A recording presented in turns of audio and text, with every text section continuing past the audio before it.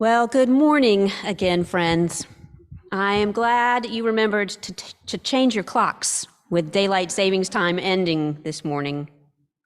It's rather fitting to begin our exploration of November's ministry theme, The Path of Change, on a day when all of us here are experiencing the time change and gaining an extra hour. So let's take a few moments together to settle into this month's ministry theme, the path of change. What comes to your mind and heart when you think of change?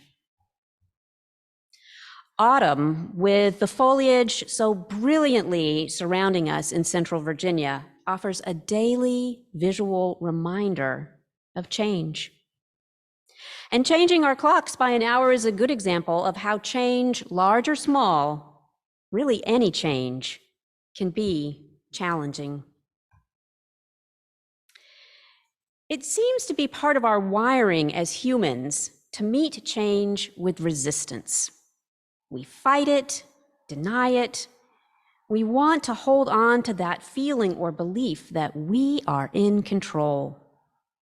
Yet change is constant in our lives and constant in the world around us. We experience it every day, whether we acknowledge it or not. Change and our ability to notice it, to respond to it, to adapt to it, to go on, are part of what it means to be alive. Change can be complex. Sometimes it's for the better. Sometimes it's painful or scary or is experienced as a loss. And sometimes it is all these things and more, and when we look back over our lives, changes that might have been experienced one way at the time are understood differently in hindsight. You've probably heard the quote attributed to Mark Twain that the only person who likes change is a baby with a wet diaper. He is also attributed with saying, "I'm all for progress. It's change I object to." And then there are times, perhaps, when you yourself have thought or said, "I need a change." And that insight can be both liberating and terrifying. When I was 11 or 12, I had a bright red t-shirt that I wore practically every day to school. It was a shirt sold as a fundraiser by the Unitarian Universalist Service Committee, the sibling organization to the Unitarian Universalist Association that works to advance human rights and social justice around the world. So my shirt had emblazoned across the front a chalice with the words, "Change the world, I want to stay on." And I think I wore that shirt until it fell apart. Indeed, everything changes. Fight it or embrace it. Change is. What I want to focus on in our time together this morning is our call to change. As individuals, you and me, as a community, the Unitarian Universalist Congregation of Charlottesville, and as a faith, our wider Unitarian Universalist movement. Unitarian Universalism has much to offer our hurting world. We have a history of prophetic leadership and action that, while far from perfect, continues to aspire to be on the right side of history and to embody the life-changing and life-saving theology that is our inheritance. We as UUs have so much to contribute to helping co-create the beloved community. This belief and understanding was reaffirmed for me when I attended the annual fall conference of the Liberal Religious Educators Association, known by its acronym LREDA, last month. The LREDA Fall Conference is held annually in different places around the US and Canada. And about 4 years ago, the LREDA board made the commitment to have our gathering in Birmingham, Alabama, a location that might not be top on a list of conference locations. Yet the board knew that we, as UU religious educators and leaders, needed to meet together in a place that holds importance in our collective consciousness. Birmingham and its nearby communities of Montgomery and Selma are places directly connected to our country's struggle for civil rights. These communities are places of pain and horror, and places of truth-telling and ongoing change.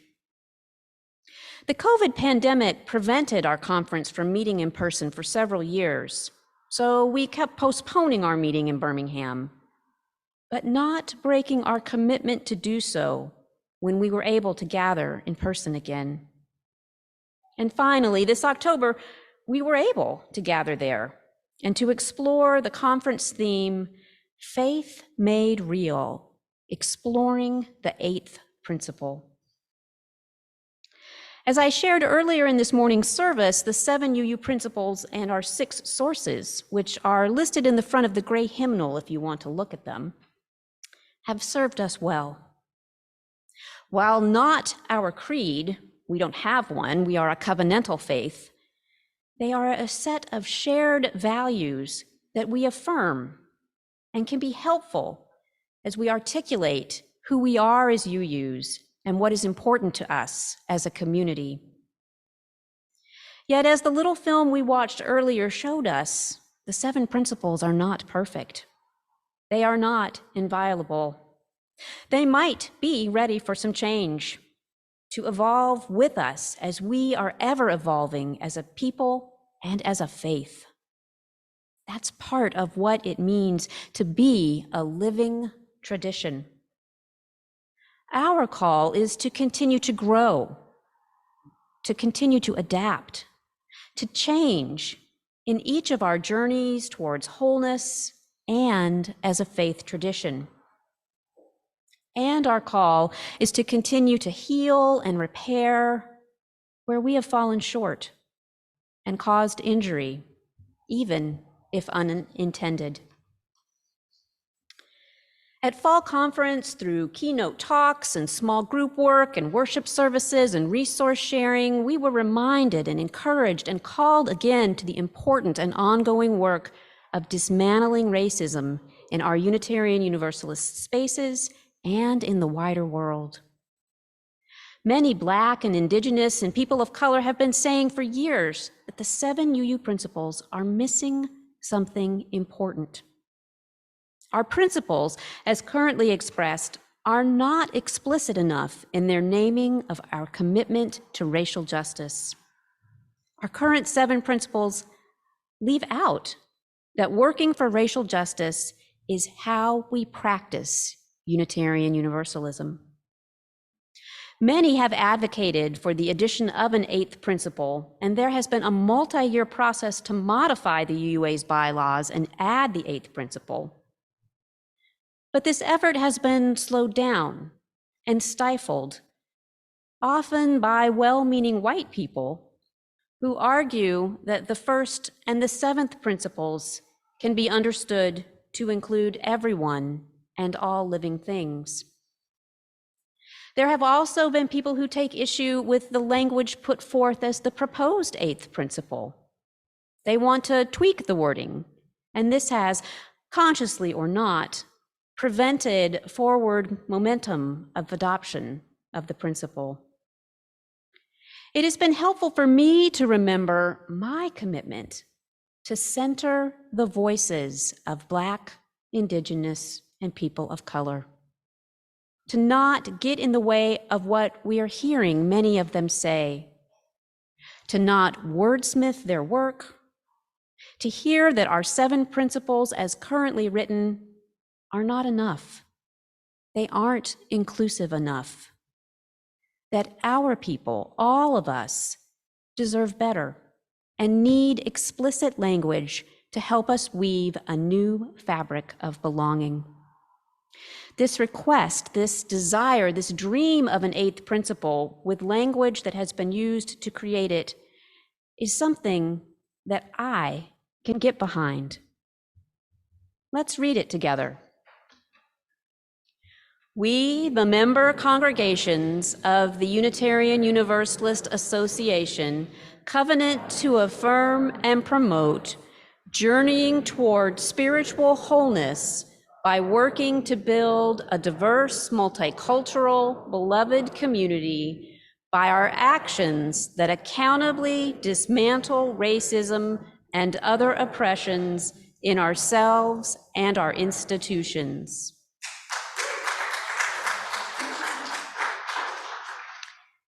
Journeying toward spiritual wholeness by working to build a diverse, multicultural, beloved community by our actions that accountably dismantle racism and other oppressions in ourselves and in our institutions. For me, I say I am all in. Now, don't get me wrong, this doesn't sound like an easy path, nor is it an aspiration or a commitment that I take lightly. But I believe it is imperative for each of us to take up this call. And we need each other to help us do this important work. We need to do it together. It's the only way if we truly want to not only survive, but to thrive. And if we do the work, it will show us how. Are you with me?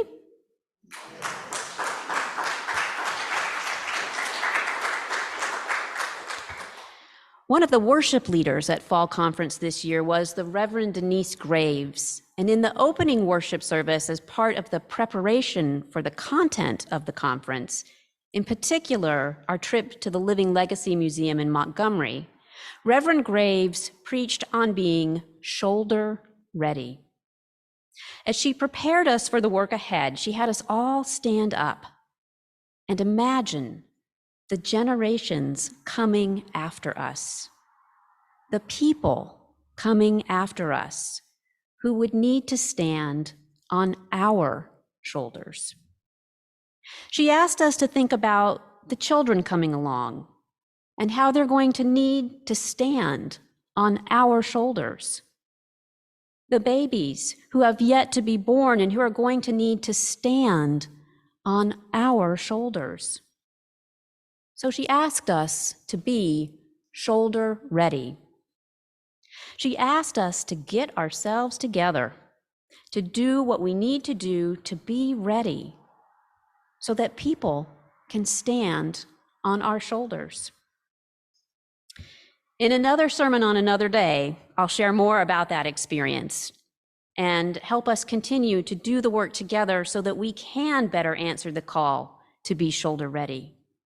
But in the meantime, I invite you to explore this idea and the ways in which you feel shoulder ready now and the ways you might want to stretch yourself to strengthen your capacity, to strengthen your shoulders, to make ourselves shoulder ready.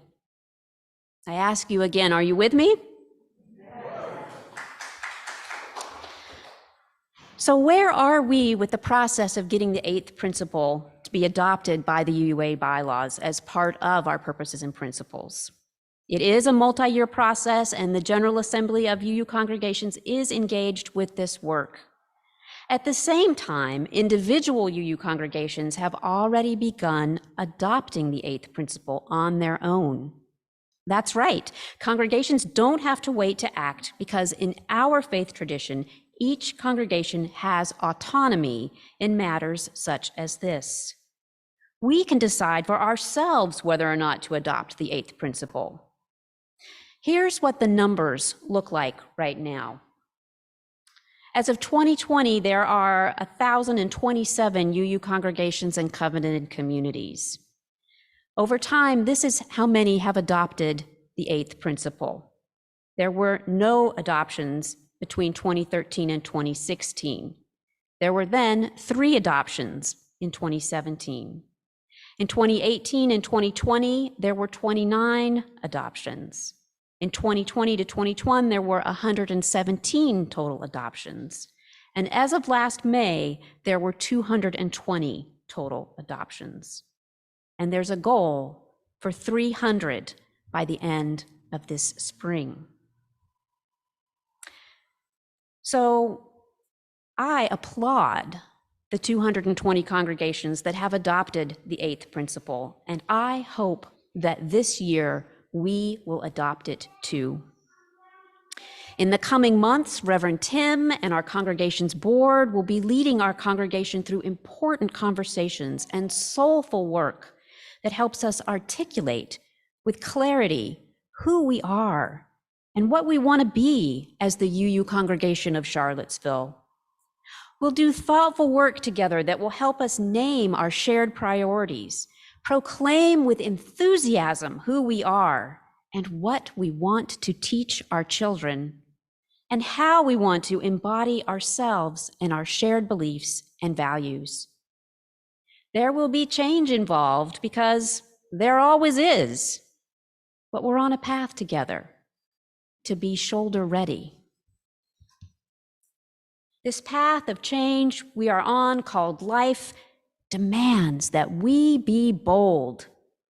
It demands of us, in the words of Maya Angelou, to do the best we can until we know better, and then when we know better, to do better. As people of faith, we want to do better. We want to keep evolving.